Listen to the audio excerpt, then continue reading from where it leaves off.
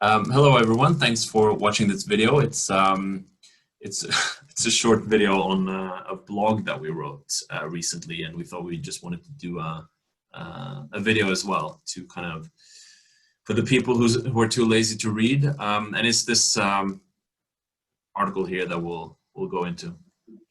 Yeah, we thought it would be nice to kind of switch things up. Each week we've been doing written blogs and posting it, and thought let's try a video. Let's try a video this time round. And in case it's not very obvious, I'm Roshni over here, and there's Lars. Pretty obvious because your name's there. Anyway, so we're on the website now for the people who don't know. So you can go here, check out our stuff. This is the blog. You can sign up. All that jazz, and this is the one we wrote. It was last week, so it was. When did we send it out? Like 10th of October, or something like that. Yeah. Basically last weekend, so a few days ago. Yeah, I published it today. But anyway, so we wrote this article because this was because we'd seen that this company called Veolia, a French water and waste management company, acquired about 30% stake in Suez, which is another French water and waste management company. And given that we saw that news, we wanted to see, using our system that we have to screen and analyze investments, we wanted to check if, this could look interesting to us, like would we invest in it? And then we can also, in case people out there we're reading the same news and thinking, oh, maybe I should jump on the bandwagon and invest as well. Yeah, and then just to add in there, we wanted to take a look at this from a value investing perspective. Yeah. Now, in most cases, we like to completely analyze the company in full. If it's something we're completely interested, we've got loads of time. We like to look at the financials, look at the management, really look behind the scenes and get into the nitty gritty with the annual reports and so on. In this case with Veolia and Suez, we decided to purely look at the financials. So it's thought that we'd add that little disclaimer there. Yeah, that's good. That's good that you mentioned that. That's important because if someone has invested in this company and they've done tons of research on it and they know something that we don't, we're not saying, oh, you made a horrible decision and this is crap. But what we're saying is that we're using our process, our screening process, to see if this would pass the first sort of screen, to see if this is even worth looking at. And that's what we did. So we're not pretending that we know everything about the company. And, there's also obviously synergies between the companies when one take over the other, all that stuff. Because Veolia said they are looking to take over the rest of Suez, and Suez aren't too happy about that actually, but there would be synergies, but hostile takeover, that's what it's called, right? Yeah, that's what so Suez is saying, that it's a hostile takeover, while Veolia says it's not. They're like, no bad intentions, we just want to Nothing hostile about that then. Sorry? Nothing hostile about that then.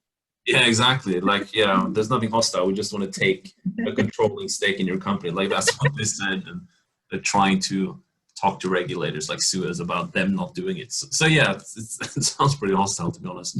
But we're this is basically what we mentioned, that they paid £18 a share for 29.9% and aim to take a controlling stake.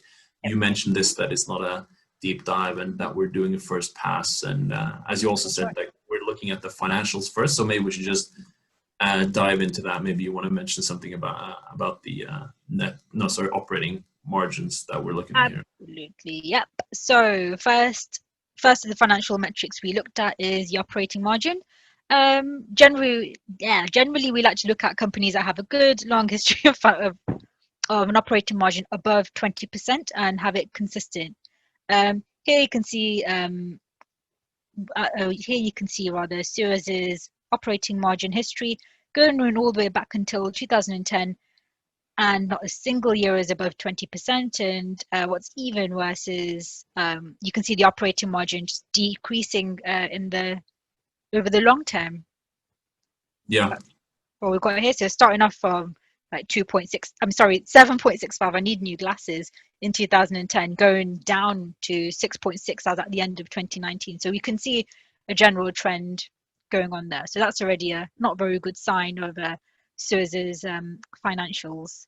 Yeah, and again, we're not, we're not saying that this is because of this, it's a guarantee that it's bad. We're just saying that, looking at a company that doesn't have very good operating margins and also seeing a decreasing operating margin, it's, for us, this just doesn't look that interesting. And as we also mentioned, as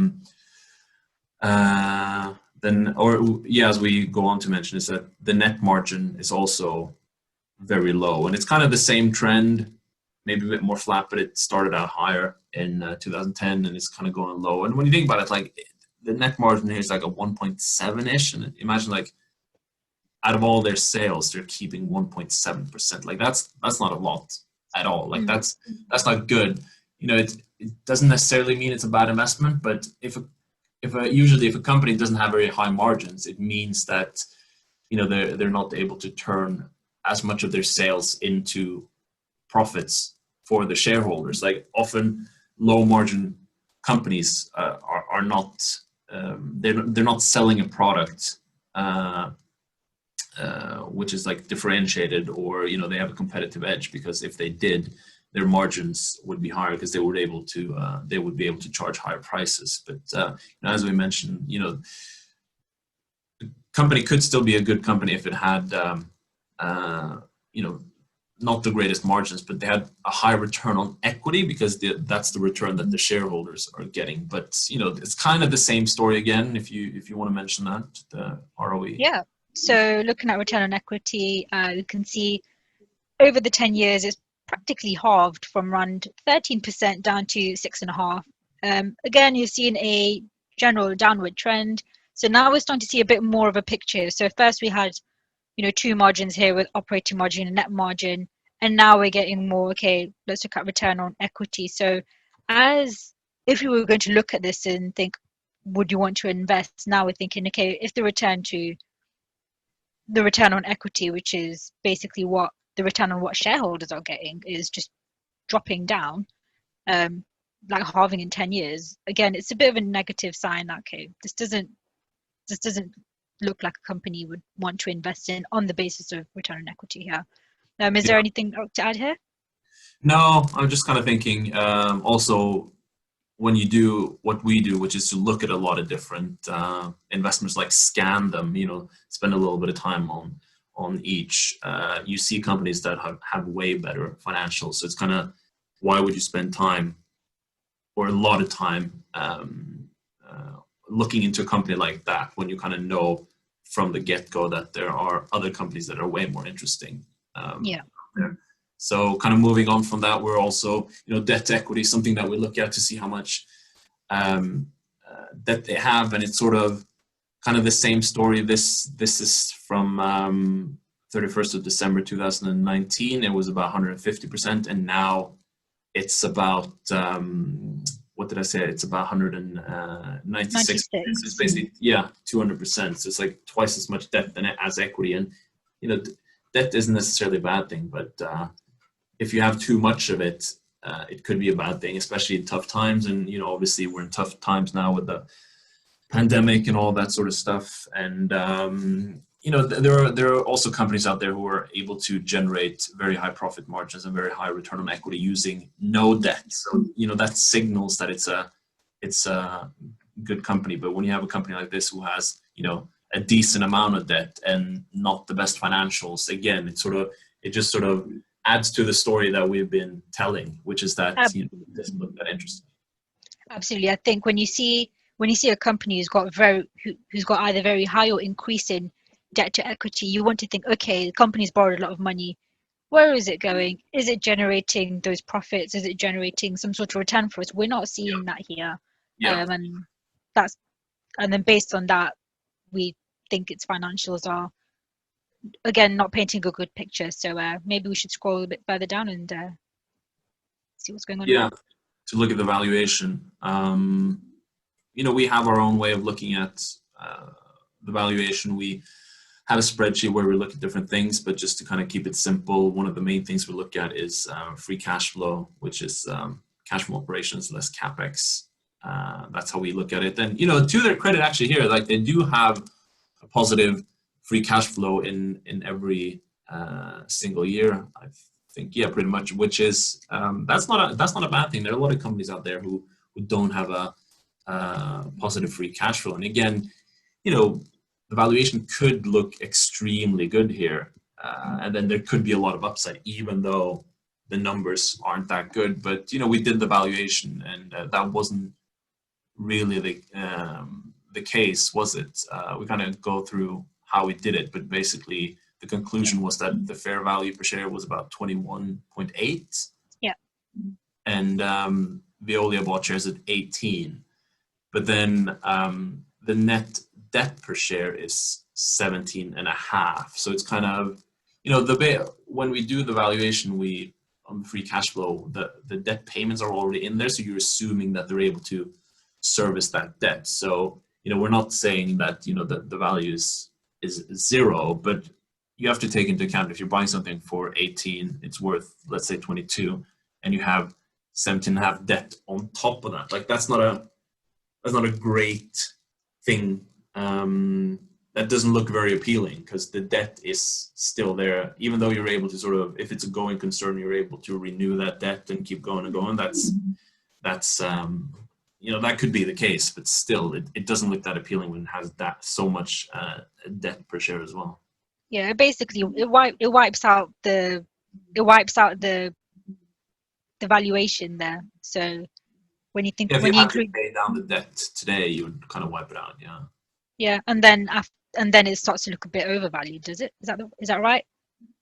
Oh yeah, definitely. Like, if you take that, yeah, and just in this situation, we did do another valuation where you kind of take into the free cash flow before interest, and then you look at the enterprise value, blah blah blah. But basically, you take into account the debt, assuming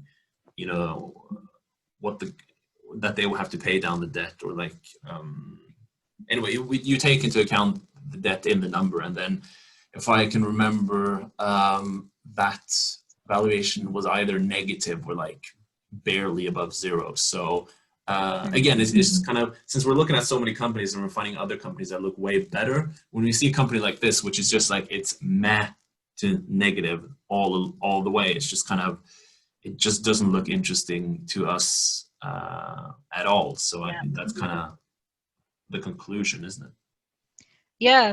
So in short, we've looked at the financials. So we've looked at the operating margin, the net margin. We're looking at the profit margins first, which kind of going downhill. Then we're looking at the return on equity, and then looking at the debt to equity as well. Again, the is not painting a very good picture. We're getting a high amount of debt, increasing debt rather. Valuation is looking a bit poor, and because of this high debt, that's wiped out the valuation. Then it doesn't look like a very good deal from an investor point of view. Yeah. So in short, we looked at the financials based on this news of Veolia purchasing that roughly 30% of Suez at 18 euros, and based on our valuation and look at the financials, we don't think it's a very attractive business. Yeah, and to kind of also reiterate what we've mentioned at the beginning, which is that, let's say if someone has shares in Suez, or has shares in Veolia, or maybe just in general from Veolia's standpoint, we're not saying that they made a horrible mistake, or if you're invested in either of the companies, you're going to lose all their money or anything like that. What we're saying is that we would not invest in the company because it doesn't look good from the financial perspective or the valuation perspective, and we probably wouldn't recommend other people to do it if they don't already have a position. And there's just so many other things to look at out there. So for us, this is sort of like an easy pass. So, and also for the readers or the listeners out there who was thinking, oh, maybe I should look at this, I think this paints a pretty clear picture, at least from our perspective, that you should probably spend your time looking at something else, because there are much more interesting opportunities out there. Especially coming from a financial standpoint, and us as value investors, we want to look for something that's undervalued, a decent company that's undervalued, of course. Yeah. But as we do with our blogs, and what we'd really like from you viewers and listeners and everyone is, if you have any other views about this company, that anything you think we've missed, I would love to hear what you think. Mm. Always welcome to opinions. And share it out. Like and subscribe. Isn't that what everyone says? Basically, Even yeah. if you don't know if it's going to be on YouTube.